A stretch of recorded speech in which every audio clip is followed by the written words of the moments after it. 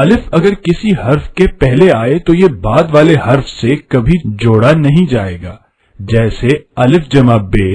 اب۔ لیکن اگر الف کسی حرف کے بعد میں آئے تو یہ جوڑا جائے گا، جیسے بے جمع الف با، با جمع با بابا،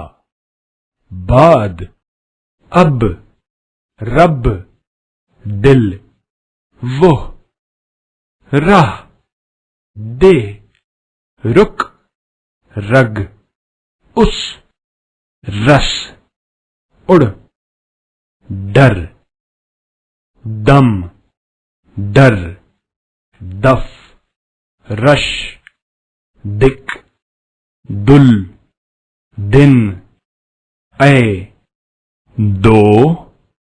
دم، دا، دس، ورق، دری، ادب، زرد، ادرک۔